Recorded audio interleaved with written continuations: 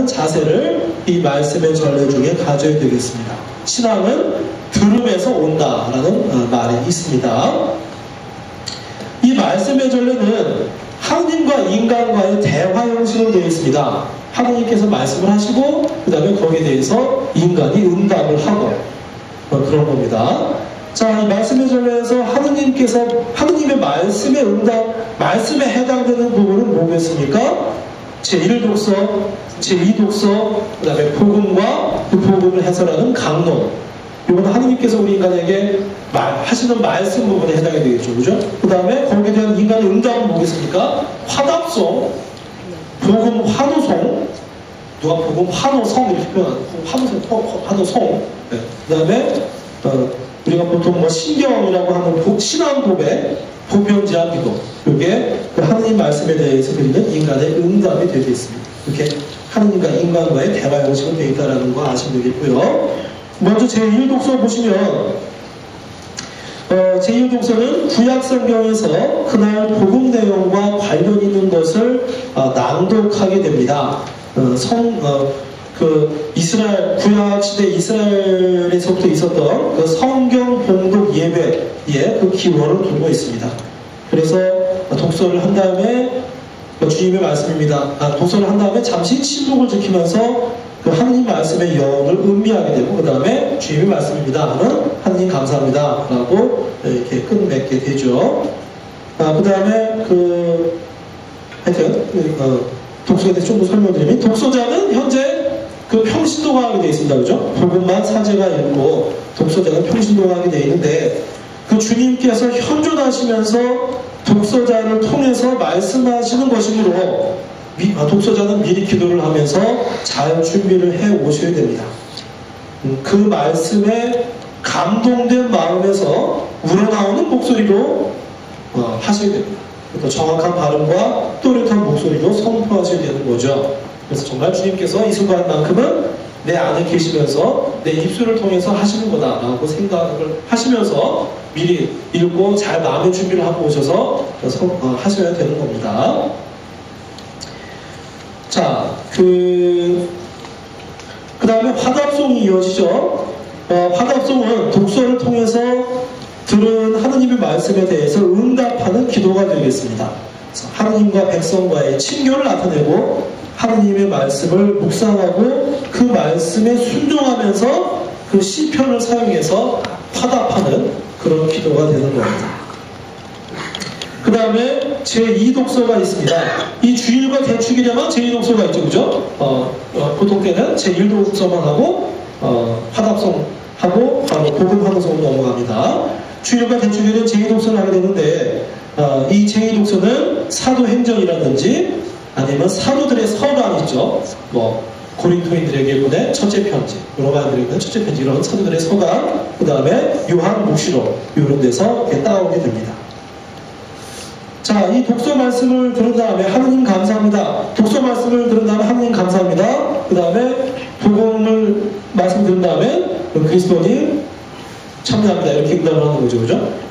독서 말씀 들은 다음에 하느님 감사합니다라고 응답을 하는데 이것은 하느님께서 당신의 말씀을 통해서 우리 마음에 지혜를 비추어 주셨음에 감사하는 마음으로 이렇게 응답을 하는 겁니다. 자, 그 다음에 부속가라는 걸 바치는 날이 있습니다. 이거는 부활 대축일, 또 성령 강림 대축일, 그리스도의 성체 성혈 대축일 그 본 날에만 하게 되어 있고 나머지 날에는 그냥 자유롭게 하게 되어 있습니다. 자, 그 다음에 안 하는 날이 더 많죠. 그 다음에 복음 환호성을 하게 됩니다.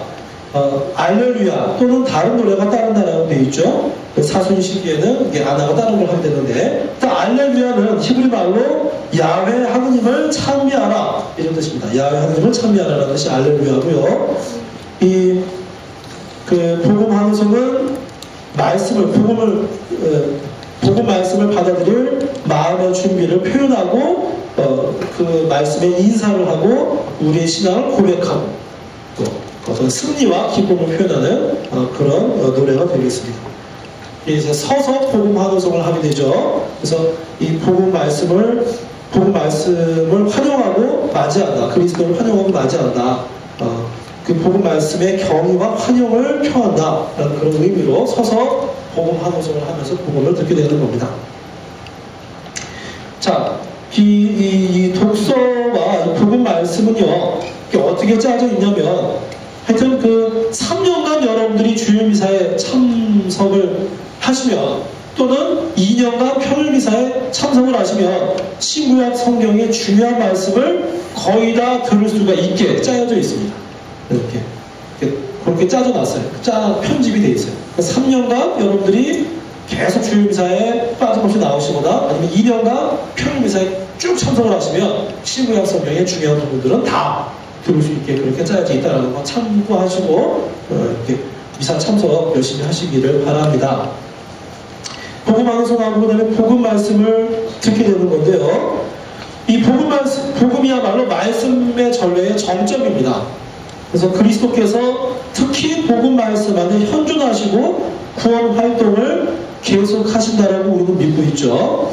그래서 이 복음 말씀을 잘 듣고 응답을 해야 우리가 예수님을 믿는 사람들이라고 할 수가 있겠습니다.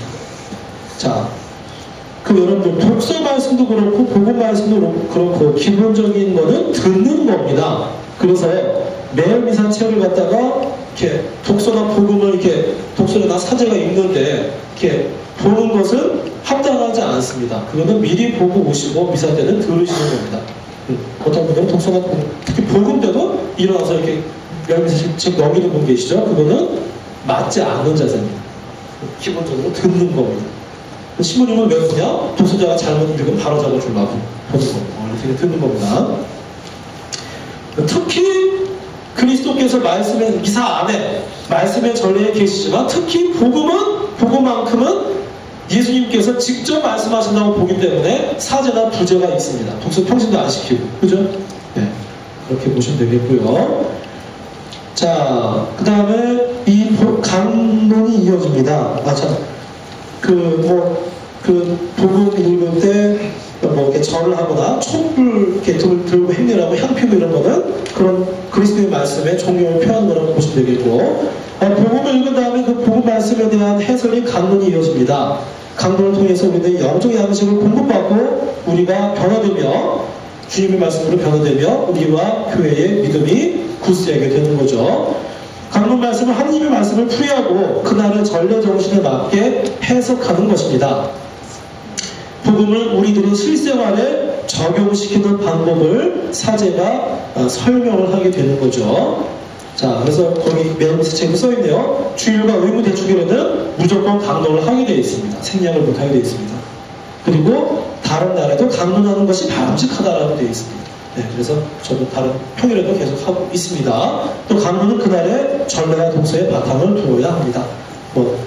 잡다한 얘기, 이런 얘기 하는 게 아니라, 네? 세상 사는 얘기 하다 끝나는 게 아니라, 그날에 특히 복음 말씀을 풀이하고 신자들이 잘 실천할 수 있도록 실생활에 적용시켜주는 게 강론의 제일 중요한 목적입니다. 자, 그 다음에 신앙 고백입니다. 자, 신앙 고백은 독서와 복음과 강론을 통해 들은 하느님의 말씀에 대한 응답입니다. 단순한 신앙 고백이 아닌 이 신경 내용대로 이 신경 우리가 고백하는 이런 내용대로 우리가 믿게 해주세요 라고 믿음을 구하는 기도입니다.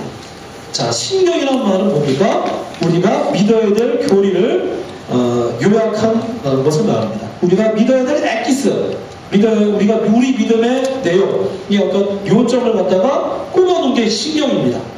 이 신경 내용대로 우리가 믿게 해주세요 라고 청하는 기도입니다. 또 우리 자신을 배제하고 우리의 모든 관심을 창조주께 집중한다는 의미에서 가장 순수한 기도라고 볼 수가 있겠습니다. 또 곧이어 이어질 성찬의 전례에서 무엇이 어떻게 이루어질지를 알리는 어떤 그런 예표다라고 볼 수가 있겠습니다. 보시면은 니케아 콘스탄티노플 신경이 있고요. 그 다음에 사도신경 그렇게 되어 있습니다. 둘 다 아주 교회에서 오래전부터 이어져 내려오는 기도고요. 여기 11쪽 보시면 중간에 이렇게 써있네요. 니케아 콘스탄티노플 신경 대신에 특히 사순시기와 부활시기에는 사도신경을 바칠 수 있다 이렇게 되어 있네요. 이 문맥상 보면 그럼 어떻게 되겠습니까? 원래 우리는 미사 때마다 뭘 바쳐야 된다는 얘기가 되겠습니까? 니케아 콘스탄티노플 신경을 원래 바치고 특별한 경우에 특히 사순시기와 구월시기에 사도신경을 바칠 수도 있다라는 겁니다. 이게 너무 길어갖고 우리가 흔히 그냥 사도신경을 바치고 특별한 날에만 니케아 신경을 바치는 거꾸로 된 겁니다. 사실은. 원래는 그렇다는 거 아시면 되겠고, 니케아 신경도 우리 대형방송 구조 설명해드린 것처럼 성부께 대한 신앙고백, 성자께 대한 신앙고백, 성령께 대한 신앙고백. 사도신경도 마찬가지 성부, 성자, 성령께 대한 신앙고백 세 부분으로 이루어져 있다라고 보시면 되겠습니다. 차차히 읽어보시면 그렇게 이루어져 있다는 거 아실 겁니다. 자, 보편제한기도로 넘어갑니다. 자, 보편제한기도도 뭐 써있네요. 개인적인, 우리 자식 대학 붙게 해주세요. 우리 남들 좋은데 취직해 해주세요. 이런 그런 사적인 기도 바치는 게 아닙니다. 그야말로 보편적인 거를 지향하는 기도입니다. 옛날에 신자들의 기도라고 불렀죠, 그죠? 근데 그 의미를 담지 못한다고 봐서 보편 지향 기도라고 이름을 바꿨습니다. 그래서 순서가 있습니다. 먼저 교회에 필요한 일들, 그 다음에 위정자와 온 세상의 구원, 온갖 어려움으로 고통받는 이들을 지역 공동체, 이런 순서대로 하게 되어 있습니다. 예, 매일 보편지향 기도가 바뀌지만은 이런 내용으로 되어 있다는 거 아실 겁니다. 그래서 원래는 써야 돼요. 우리가 명수책에 있는 거 참고하라고 되어 있는 거, 우리 이거 명수책에 있는 거 그대로 읽잖아요. 원래는 우리 신자들이 순번을 적어서라도 누가 이게 정해야 되는데 맨날 바꾸려고 기사 안 나오고 그러겠죠, 그분이. 그래서 읽고 있습니다. 자, 그래서 하느님께서는 우리 삶의 사소한 일에도 많은 관심을 가지고 계시다는 것을 알아야 됩니다. 그래서 우리가 하느님의 뜻에 따라 청하면 꼭 주신다. 뭐 늦게 줄 수도 있고 일찍 줄 수도 있지만은 꼭 주신다라는 것을 우리가 알아야 하겠습니다. 자, 보편제한 기도까지 해서 말씀의 전례가 끝나고요. 성찬의 전례로 넘어갑니다. 성찬의 전례는 하느님의 크신 업적을 찬미하고 희생적인 제물봉헌으로 그리스도와 일치하기를 기원하는 기도를 바치는 겁니다. 아버지 하느님께 찬미와 영광을 드리고 우리를 구원해 주신 그 구원 사업에 감사하는 그런 전례가 되겠습니다. 자, 먼저 제대에다가 예물을 준비하게 되죠, 그죠? 자, 이 미사 성제의 제물은 뭡니까? 예, 자, 여러분, 미사가 제사라고 말씀드렸죠, 그죠? 제사에는 뭡니까? 제관과 제물이 있죠, 그죠?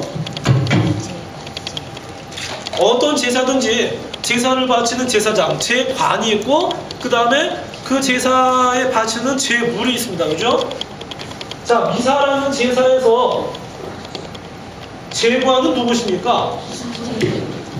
겉으로 보기엔 신부님, 사실은 예수님이죠, 그죠? 미사라는 제사에서 제관은, 미사를 드리는 제사장은, 제관은 예수님이십니다. 예수님이 사제를 통해서 하시는데 사실 예수님이 하시는 거죠, 그죠? 그러면 미사라는 제사에서 제물은 뭡니까?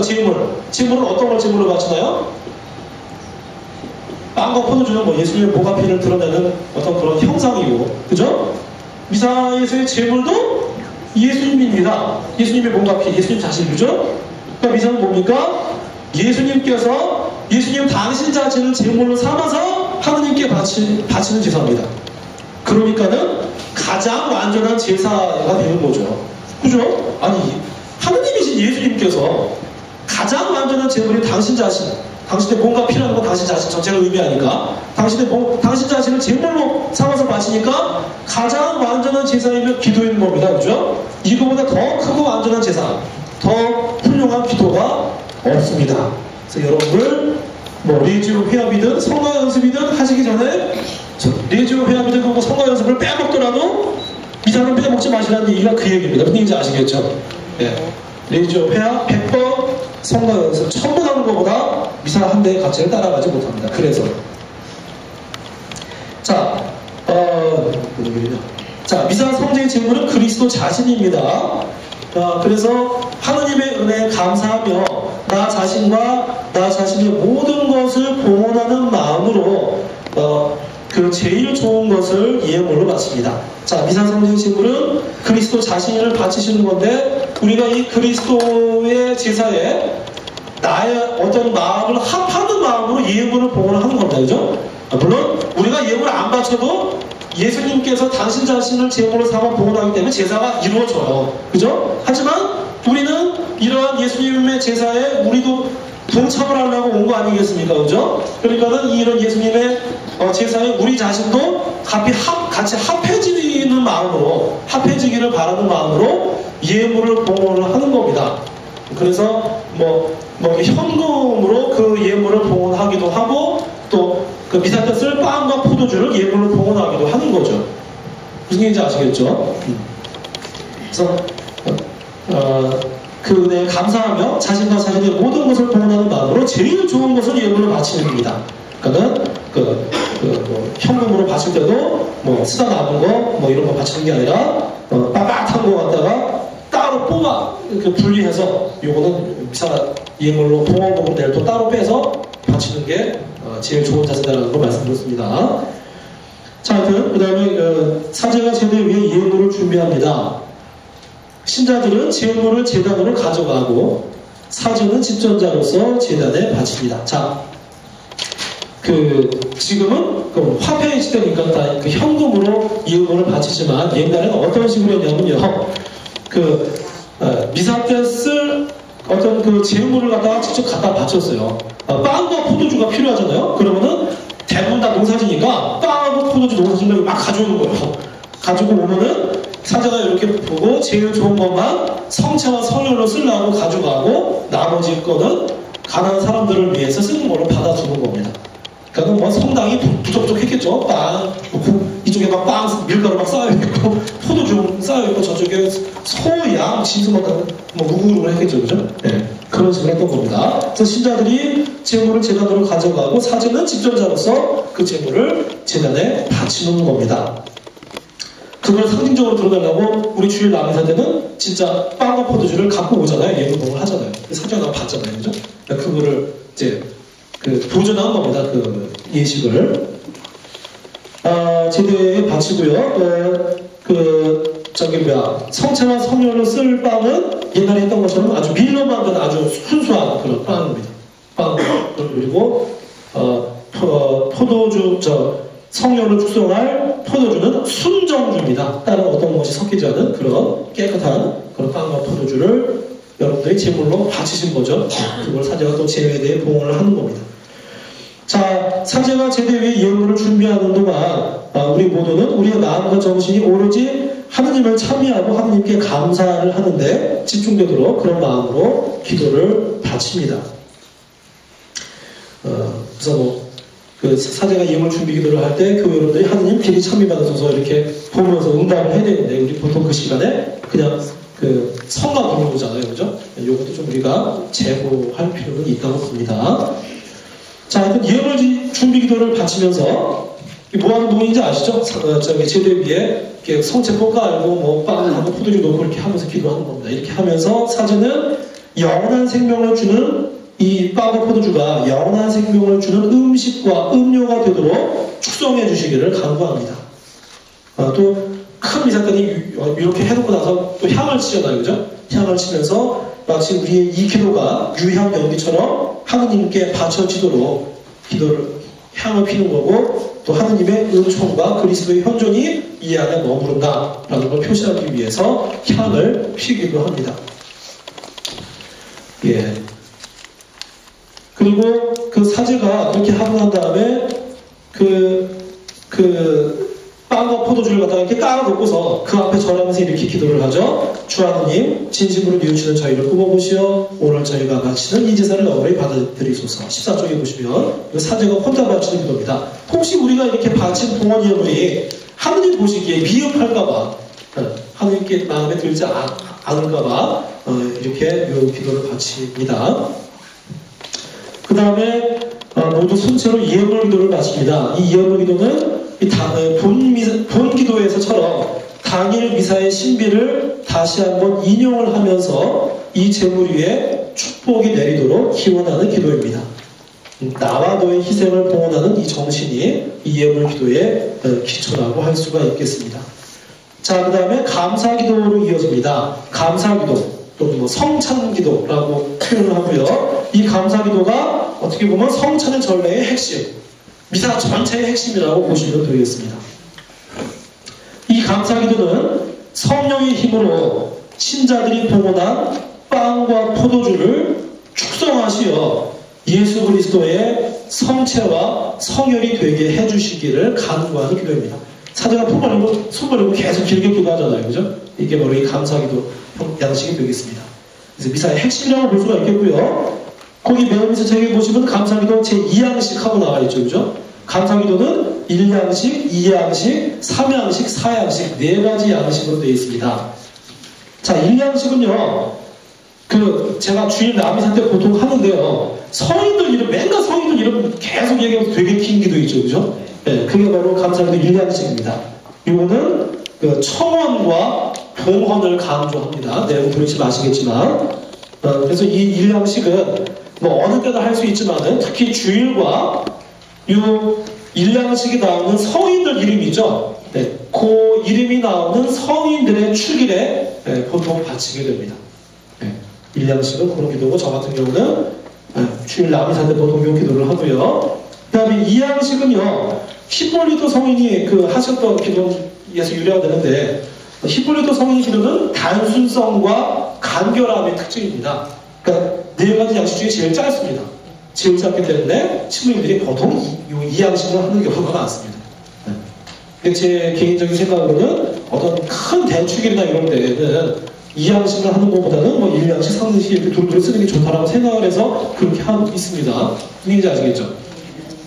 그래서 이 양식은 그렇고 찬미와 감사를 표현하는 게 특징이고요. 보통 주간 평일이나 또는 특수한 상황에서 합니다. 특수한 상황은 뭐겠습니까? 미사를 빨리 끝내야 됐을 때, 아니면 야외 나가서 해가고 뭐 길게 할 수가 없을 때, 이럴 때 하는 게 원래 맞습니다. 그 다음에 3양식은 자주 사용하지 않던 옛 기도를 죄다 모아갖고 만든 기도입니다.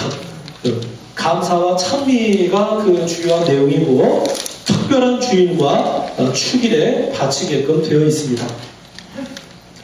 4양식은 저 개인적으로는 제일 아름다운 기도라고 보는데요. 하나님께서 우리 인류를 사랑해서 이렇게 구원해 주셨다는 걸, 그 구원 업적을 쭉 나열을 합니다. 그래서 동방전례와 복음서를 기초로 만들어졌고, 감사와 찬미가 구원 역사의 아름다운 서술과 더불어서 가장 돋보이는 감동적인 기도문입니다. 그래서 어떤 고유 감사송이 없는 날, 뭐 성모님 축일에는 성모님을 드리는 감사송하고, 그래서 어떤 요셉성인을 축일엔 요셉성이 기는 감사송하고 하잖아요. 그런 고유한 감사송이 없는 날 보통 하게 됩니다. 저 같은 경우는 보통 때는 그냥 2양식 하고요. 주일날 아침 미사 같은 경우에는 3양식 하고요. 남미사 같은 경우 1양식 하고요. 주일 저녁 미사 때, 청년 미사 때는 4양식 하고요. 보통 그렇게 합니다. 네. 자, 감사기도 보시면 먼저 감사송으로 되어 있습니다. 감사송이 나옵니다. 감사송은 서문, 본문, 결문 이렇게 되어 있습니다. 서문은 주님께서 여러분과 함께 또한 사제와 함께 마음에서 높이 주님께 올립니다. 우리 주 하나님께 감사합시다. 마땅하고 옳은 일입니다. 사제와 교우들이 대화하고 인사하는 이게 서문이 되고요. 그 다음에 본문은 하느님의 업적을 참여하며 감사하는 거죠. 거룩하신 아버지부터 죽음을 이기고 부활하셨나이다. 여기 보면 여기까지가 본문이 되고, 결문은 그러므로 저희는 모든 천사와 성인과 함께 아버지의 영광을 찬양하나이다. 그래서 천사와 성인과 함께 바치는 거룩하시도다로 연결해주는 여기 결문이 되겠습니다. 그 다음에 보시면은 거룩하시도다가 나오죠. 요 거룩하시도다는 세 번 하게 되어 있는데, 신자 모두가 천사들과 성인들과 결합되어 노래를 하는 그런 노래가 되겠습니다. 높은 데서 호산나 하고 나오는데, 이 호산나라는 말은 구원하소서를 뜻하는 히브리어에서 유래합니다. 기쁨과 승리를 나타내는 말이고요. 천상과 지상에 하느님의 영광이 드러났음을 노래하고 그리스도께 감사, 찬미, 환영을 드리는 그런 의미의 말이 바로 이 호산나라는 말이 되겠습니다. 그 다음에 성령 청원을 하죠. 그리스도의 몸과 피가 되게 하소서라면서 성령께서 오셔서 이 제물을 축성해 주시기를 기원합니다. 자, 그 다음에 성찬, 제정과 축성문이죠. 가장 중요한 됩니다. 그죠? 감사기도가 제일 중요하다고 말씀드렸는데, 감사기도에서도 가장 중요한 이게 바로 성찬, 제정과 축성문이 되겠습니다. 그리스도께서 최후의 만찬 때 하신 말씀을 함으로써 실제로 이 빵과 포도주가 예수님의 몸과 피가 되게끔 하는 기도인 거죠.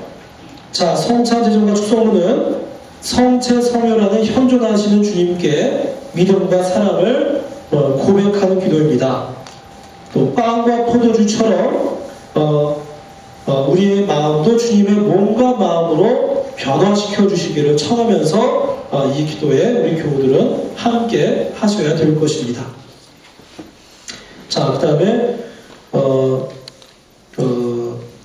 신앙의 신비어를 노래하게 되죠. 그리스도의 몸과 피에 대한 존경심과 경외심에서 나오는 환성이라고 보시면 되겠습니다. 보통 주님께서 오실 때까지 주님의 죽음을 전하며 부활을 선포하나이다. 이거는 연중 때 하고요. 주님께서 오실 때까지 이 빵을 먹고 이 잔을 마실 때적마다 주님의 죽음을 전하나이다. 이거는 나양식은 요즘과 같은 사순식이하고 십자가 부활로 저희를 구원하신 주님께 영광 받으소서. 이거는 부활 시기에 우리가 마치게 됩니다. 그 다음에 그런 그리스도의 구원 업적을 기념하고 봉헌하고요. 성령께서 오셔서 우리가 모두 일치되기를 기도하고, 그 다음에 전국 이 살아있는 우리들, 교황과 주교와 모든 성직자도 없고 우리 모두를 위해서 기도해 주시도록, 또 돌아가신 분들, 우리가 기억하는 그 교우들뿐만 아니라 기억하지 못하는 또 하느님을 믿지 않다가 세상하거나 그런 사람들까지도 모두 기억해서 자비를 베풀어 주시도록 그 성인들께 대신 기도해달라고 청하는 게 전부죠. 그 다음에 마침 영광성으로 마칩니다. 그리스도를 통하여 그리스도와 함께 그리스도 안에서 성령을 하나 되어 전능하신 천주성부 모든 영예와 영광을 영원히 받으소서 라고 이 감사기도에 대한 마침 영광성입니다. 감사기도에 대한 마침 영광성을 하면 교우들이 아멘 하고 장엄하게 응답을 하시는 겁니다. 이 마침 영광성은 천주 성삼께 대한 찬미와 환성입니다. 그래서 이 구원 사업에 대한, 그리스도의 구원 사업에 대한 최대의 영광과 찬미를 드리는 그런 기도가 되겠습니다. 그 다음에 영성체 예식입니다. 주님의 몸과 피로 변화된 빵과 포도주를 먹고 마시는 예절이 되겠습니다. 그렇죠? 어떤 공동체적인 그런 성사 예식이라고 보실 수 있겠습니다. 자, 영성체를 하기 전에 주님의 기도를 바치게 되죠. 이 주님의 기도는 예수님께서 직접 가르쳐 주신 기도입니다. 그죠? 우리 가톨릭 기도서에 보면 여러 가지 기도가 나오는데 그 모든 기도 중에 다른 기도는 다 교회에서 만든 기도고요. 임의로 만든 기도고요. 예수님께서 직접 우리에게 가르쳐 주신 기도는 그래서 주님의 기도라고 부르는 거죠. 이거 하나밖에 없습니다.